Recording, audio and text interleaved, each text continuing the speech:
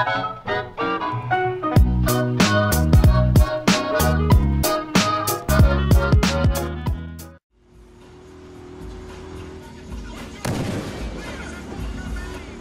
1049 to new mobile unit. Suspect taken out. Repossess one of the vehicles. Move it now. Hello YouTube, my name's Nero and today we have some Battlefield Hardline. That was a cool little clip I got this morning. I was recording some footage for this video and I thought that was kind of neat. I swoop in with the cop car, I catch this guy getting out of the vehicle, take him out, then take out the guy while he's trying to repair the vehicle and just steal the vehicle itself. I thought that was pretty neat. And I think that's one of the cooler things about Battlefield is you get those really cool moments like that. I mean, they don't happen, by no means they happen a lot, but when they do happen, it definitely feels pretty awesome. Today we're going to be talking about how to level up quickly here in Battlefield Hardline. I did a video similar to this last year with Battlefield 4, and I think a lot of the same rules can apply, but at the exact same time, it's a little bit different here in Battlefield Hardline because, of course, the game does fundamentally work a little bit differently than the prior Battlefield games. First and foremost, let's talk about squad orders. Now, squad orders was the biggest thing in terms of leveling up back during Battlefield 4. Essentially, you wanted a squad leader that was constantly calling out different objectives for you to go and take. In Battlefield 4, if you were to go and play Domination and you were the squad leader and you would just be like, hey, go attack that flag, and somebody attacks that flag, everybody gets points. If you say to defend the flag, people get kills around that flag, you get points. Same thing can happen here in Battlefield Hardline, but keep in mind it's a bit different just because there's no domination, therefore it's not nearly as fast paced. But if you're playing something like Heist, or you're playing something like Blood Money where you're saying defend this certain area, defend our vault, or do things like that, you can get a bunch of squad points that way, but keep in mind you're not going to get as much as you did back during Battlefield 4, but of course you can still in fact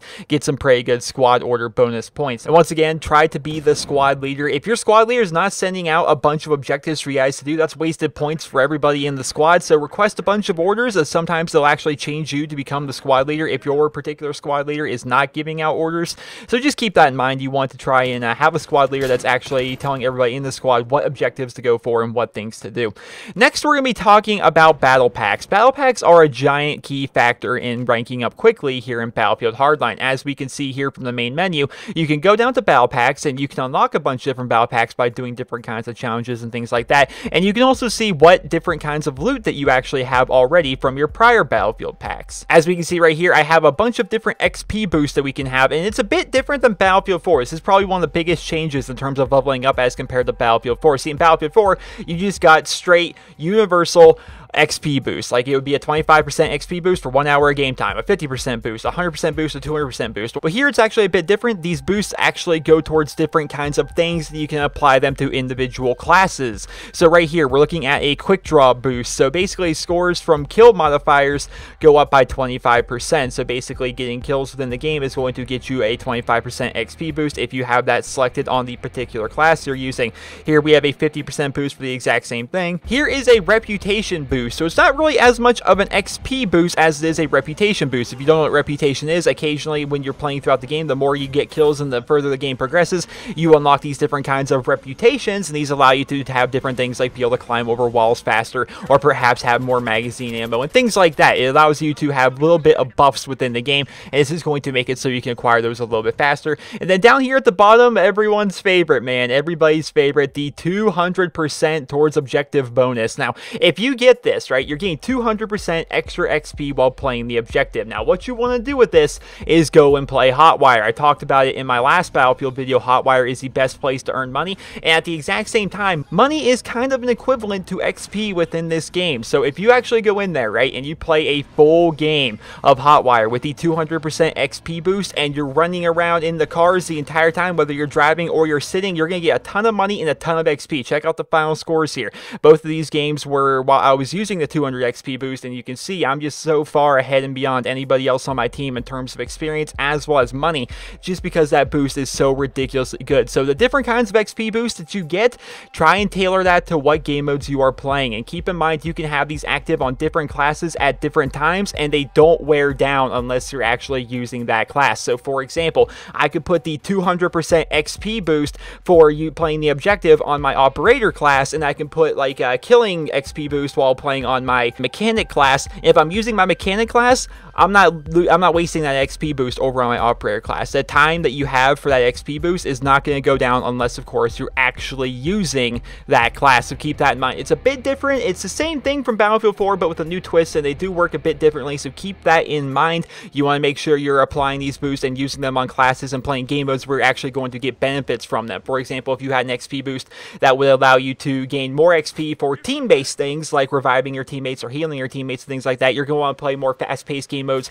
that involve a lot more team play as compared to something like Hotwire where you're really just riding around in a car. You want to go play something like Blood Money and stick around with your squad. That way you're constantly being able to throw down health for them. You're constantly being able to revive them if you're able to, and that way you're going to gain a lot more XP from that as a result of these boosts. Also, while playing Battlefield Hardline, let's say you don't have boosts, let's say you don't really want to play Hotwire, there is some other things that you can actually do to get XP rather quickly. Once again, just like in Battlefield 4, you actually do unlock a bunch of different service medals for using weapons. So once you unlock a service medal for a weapon, swap out to a different weapon. A lot of people in these first-person shooter games, they really seem to kind of get attached to one particular weapon. They want to unlock just like everything for it, and they continue to use it, and they have like 40 service stars for it. You can do that, but a much more efficient way is to unlock your first service star, right, for one weapon, and then swap to a brand new weapon. By that time, you should have enough cash to be able to buy yourself a brand new weapon, and then use that brand new weapon to try and get yourself up to a service star for that. That way, you're gaining all the XP from service stars, as well as having a little bit more fun. You probably will be having a lot more fun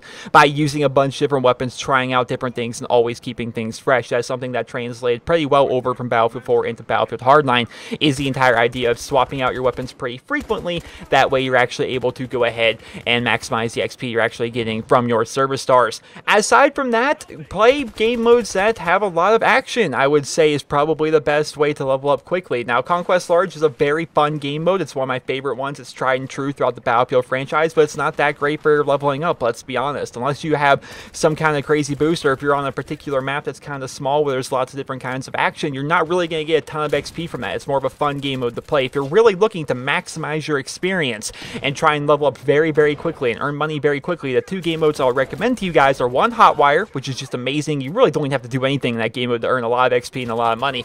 And the other one I would recommend is my personal preference, I would say, would be Blood Money. Now, a lot of people like Heist. I'm really not a fan of it. I prefer Blood Money. I feel as though the constant action of Blood Money is pretty fun. You have all the XP you can get from actually taking money from the vault, trying to steal money from your opponent's vault, picking up money from other people and stuff like that. I think Blood Money is definitely a whole lot of fun to play, and there's a lot of action involved there. So once again, that kind of ties in a little bit more with the idea of swapping out your weapons a bit, because you're going to be earning these service stars for your weapons in this game mode, and then from there you're going to be able to get a lot of kills, a lot of team play. You'll be able to maximize the different kinds of boosts that you get that involve team play and things of that nature. So basically, in Battlefield, the key thing you want to take away when it comes to leveling up quickly is play the objective. Now, I know a lot of people like Battlefield for the lone wolf feel. I'm in the same exact ballpark as you guys. I love that. I like it when I can sneak off away from everybody else. I want to get that big flank. You know, I want to get behind enemy lines. I want to get to a position of advantage to try and take out some people, or, you know, get to their vehicles, get to their base, do things like that. I like that kind of feel.